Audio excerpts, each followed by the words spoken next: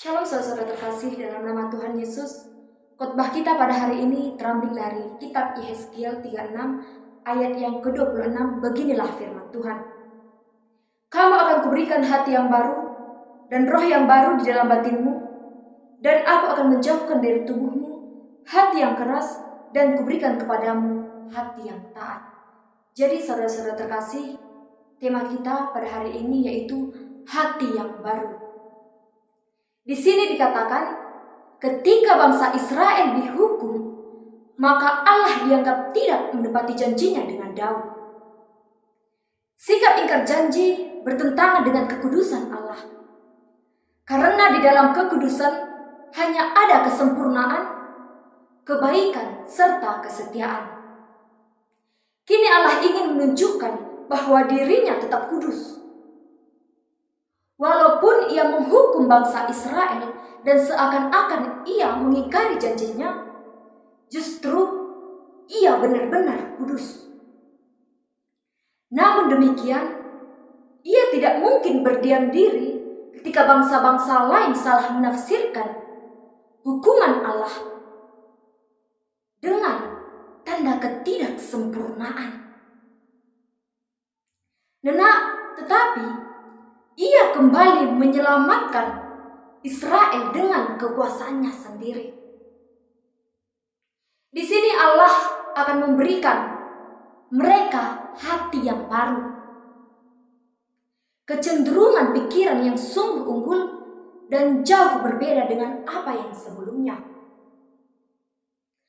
Dan Allah akan mengerjakan perubahan dalam batin kita, dalam hati kita, untuk mewujudkan perubahan yang menyeluruh.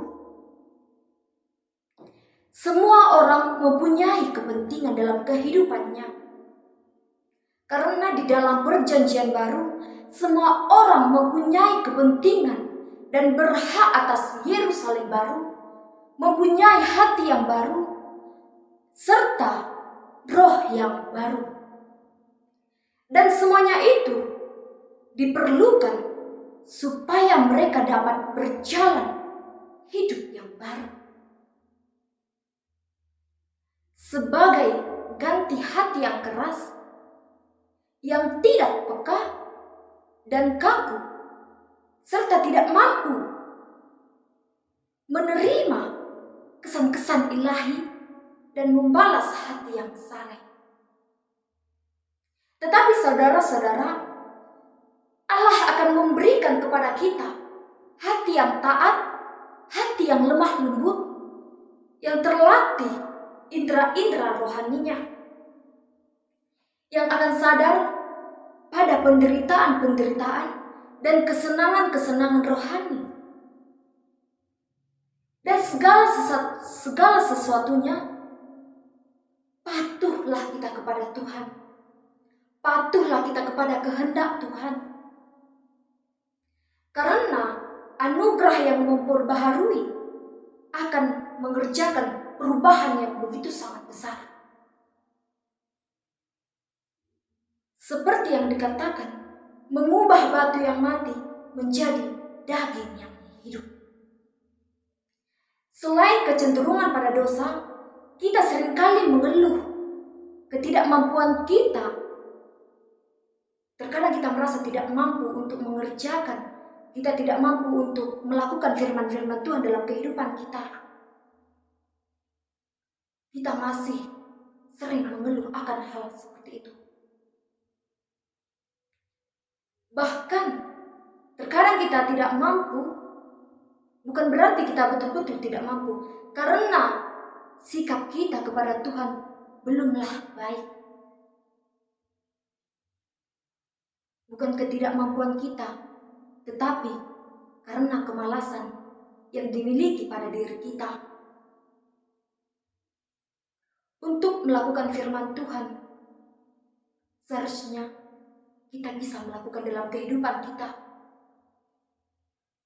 Berdoa, memuji nama Tuhan, beribadah, apakah itu sangat berat dalam kehidupan kita?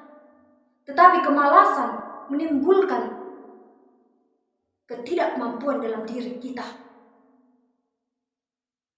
kita malas berdoa, kita malas beribadah, kita malas memuji Tuhan. Apalagi dalam kehidupan kita pada sekarang ini, mungkin seringkali kita jauh dari Tuhan. Ketika Tuhan mendekatkan diri kepada kita, kita seolah-olah berlari. Kenapa? Karena di zaman sekarang ini, hal-hal duniawi lebih penting daripada hal-hal surgawi. Ketika kita ingin berdoa, namun pandangan kita ke HP lebih jauh lebih baik. Kenapa dikatakan seperti itu? Ketika kita ingin berdoa, sebentar lagi, dan sebentar lagi. Nanti jam segini aku akan berdoa, pukul segini aku berdoa. Tetapi ketika kita memegang handphone kita, semua itu akan lupa. Kita lupa akan apa yang ingin kita lakukan.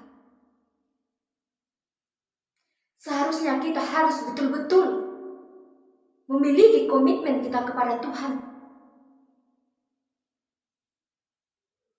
Tuhan telah mencurahkan darahnya hanya untuk menebus dosa kita. Tetapi apa yang terjadi? Kita malah tidak tahu berterima kasih. Kita lupa bersyukur. Kita jauh dari Tuhan.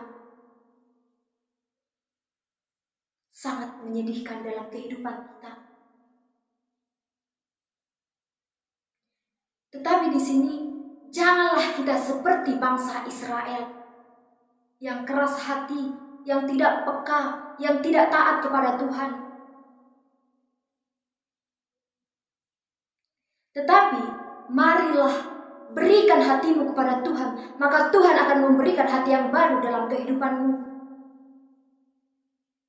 Berikan hatimu kepada Tuhan, maka Tuhan akan memberikan hati yang baru dalam kehidupanmu. Mari belajar bersyukur. Jadi saudara-saudara, biarlah firman Tuhan itu kita laksanakan dalam kehidupan kita, supaya kita bisa menjadi berkat untuk orang lain. Jangan menjadi batu sandungan.